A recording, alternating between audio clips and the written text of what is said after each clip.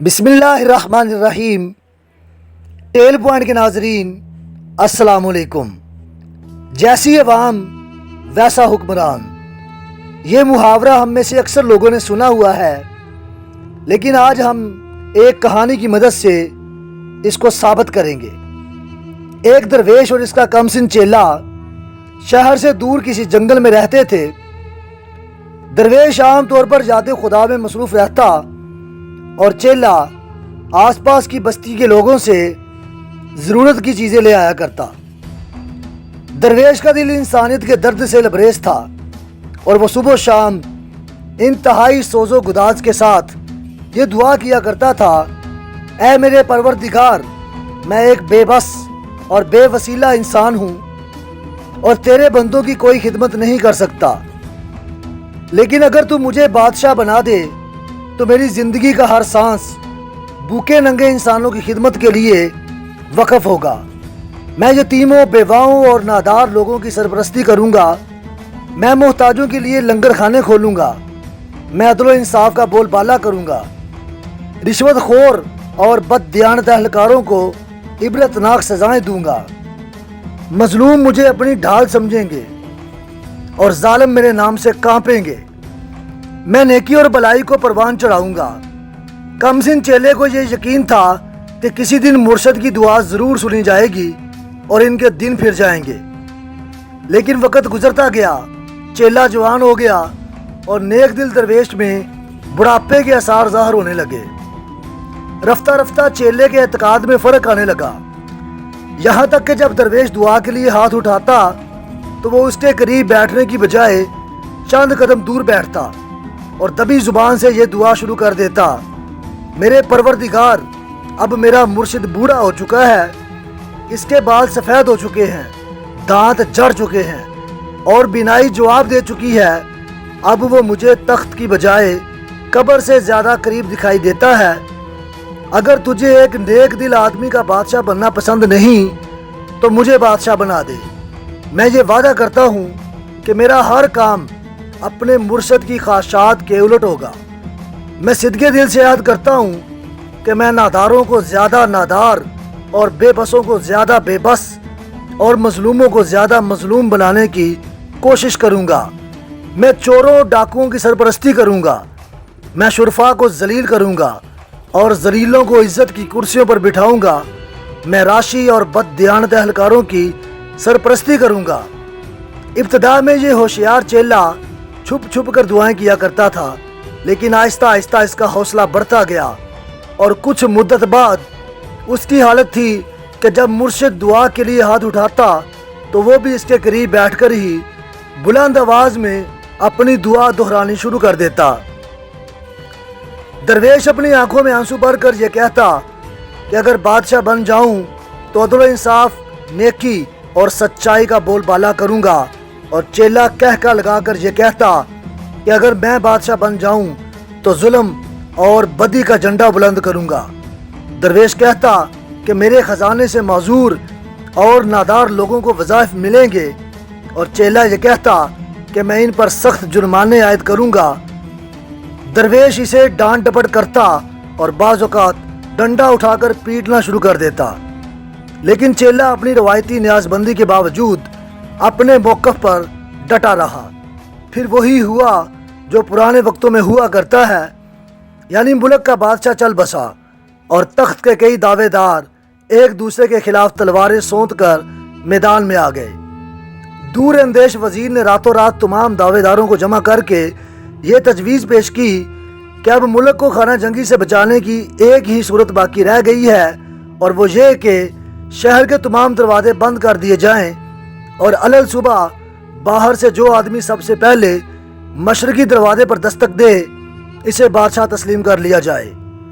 यह तजवीज़ बइत्तेफाक राय मंजूर कर ली गई। फिर यह हुआ कि नेक दिल दरवेश का चेला भीख मांगने के लिए किसी छोटी मोटी बस्ती का रुख करने की बजाय मुल्क के दारुल हुकूमत की तरफ जा निकला। पो फुटते ही उसने शहर के मशरकी दरवाजे पर दस्तक दे दी। पहरेदारों ने दरवाज़ा खोलकर इसे सलामी दी और उमरा इसे एक जुलूस की शक्ल में शाही महल की तरफ ले गए। نئے بادشاہ نے تخت پر رونق افروز ہوتے ہی یہ حکم جاری کیا کہ میری سلطنت میں جتنے درویش، فقیر اور سادھو ہیں انہیں کسی تاخیر کے بغیر گرفتار کر لیا جائے۔ اس حکم کی تعمیل کی گئی، لیکن خوش قسمتی سے نئے بادشاہ کے مرشد کو کسی طرح یہ پتہ چل گیا کہ اس کے چیلے کی دعا قبول ہو گئی ہے اور وہ سرحد عبور کر کے کسی دوسرے ملک میں چلا گیا۔ اس کے بعد جو ہوا وہ کسی تشریح یا تبصرے کا محتاج نہیں۔ نئے بادشاہ نے پوری مستعدی اور دیانتداری کے ساتھ اپنے تمام وعدے پورے کیے۔ نہروں کا پانی بند کر دیا گیا، کنویں اور تالاب غلاظت سے بھر دیے گئے، چوروں ڈاکوؤں کو جیلوں سے نکال کر حکومت کا کاروبار سونپ دیا گیا، نیک خدا پرست انسانوں پر ظلم کی انتہا کر دی گئی۔ غرض ان دانش مندوں کو سر چھپانے کے لیے جگہ نہیں ملتی تھی جنہوں نے ملک کی بھلائی کے لیے ایک گداگر کو تخت پر بٹھا دیا تھا۔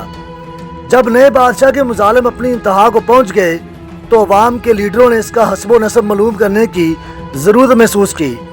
سابق وزیر اعظم کی قیادت میں ایک وفد تلاش بسیار کے بعد بادشاہ کے مرشد کی خدمت میں حاضر ہوا اور اس سے فریاد کی کہ خدا کے لیے ہمیں اس بلائے ناگہانی سے نجات دلائیے۔ عمر رسیدہ درویش اپنے چیلے کے سامنے جانے سے گھبراتا تھا، لیکن ارکان وفد کی گریہ زاری سے متاثر وہ یہ خطرہ مول لینے پر آمادہ ہو گیا۔ جب وہ دربار میں حاضر ہوا تو بادشاہ سلامت کو اپنے پیر و مرشد کی طرف دیکھتے ہی اپنا ماضی یاد آ گیا اور اس نے مرغوبیت کے احساس سے مرغوب ہو کر کہا، پیر و مرشد فرمائیے میں آپ کی کیا خدمت کر سکتا ہوں؟ درویش نے جواب دیا، میں اپنے لیے کچھ نہیں مانگتا، میں صرف تمہاری رعایا کے لیے رحم کی اپیل کرنے آیا ہوں۔ تم اقتدار کے نشے میں وہ زمانہ بھول گئے ہو جب بھیک مانگا کرتے تھے۔ خدا سے ڈرو، یہ سب فانی ہے، اگر ہو سکے تو موت سے پہلے کوئی نیک کام کر لو۔ بادشاہ نے تلخ ہو کر جواب دیا، دیکھیے قبلہ، آپ میری قوت برداشت کا امتحان لینے کی کوشش نہ کریں۔ یہ آپ کی خوش قسمتی ہے کہ آپ میرے مرشد ہیں اور میں آپ پر ہاتھ ڈالتے ہوئے گھبراہٹ محسوس کرتا ہوں۔ آپ مجھے جی بھر کر گالیاں دے سکتے ہیں، لیکن خدا کے لیے ان لوگوں کے ساتھ کسی نیکی کا مشورہ نہ دیں۔ آپ کو یاد ہے کہ ہم دونوں ایک ہی وقت میں دعا مانگا کرتے تھے، پھر کیا وجہ ہے کہ آپ کی دعا قبول نہ ہوئی اور قدرت نے مجھے بادشاہ بنا دیا؟ اگر ان لوگوں کے اعمال ٹھیک ہوتے اور قدرت کو ان کی بھلائی مقصود ہوتی تو آپ ان کے بادشاہ بنتے، لیکن یہ بدبخت تھے، انہیں اچھے برے کی تمیز نہ تھی اور قدرت نے ان کی بدعمالیوں کی سزا دینے کے لیے مجھے بادشاہ بنا دیا۔ اب میں مرتے دم تک اپنا پروگرام پورا کرتا رہوں گا۔ اگر قدرت کو ان کی گریہ زاری پر رحم آ جائے اور میری زندگی کے دن پورے ہو جائیں تو اور بات ہے، ورنہ میری طرف سے کوئی کوتاہی نہیں ہوگی۔ نیک دل درویش نے جواب دیا، برخودار، تم بالکل ٹھیک کہتے ہو۔ اگر یہ لوگ قدرت کی طرف سے کسی انعام یا بہتر سلوک کے مستحق ہوتے تو میری عمر بھر کی دعائیں رائگاں نہ جاتی۔ یہ لوگ جنہوں نے میرے بجائے تمہارے سر پر تاج رکھ دیا ہے اس قابل نہیں ہیں کہ ان پر رحم کیا جائے۔ تم شوق سے اپنا کام جاری رکھو۔ اسی طرح کی اخلاقی، اسلامی، اصلاحی، سبق آموز اور سچے واقعات دیکھنے کے لیے سبسکرائب کیجئے میرا یوٹیوب چینل ٹیل پوائنٹ۔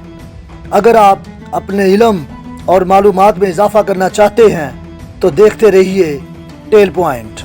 میں انشاءاللہ اسی طرح کی ویڈیوز اپلوڈ کرتا رہوں گا۔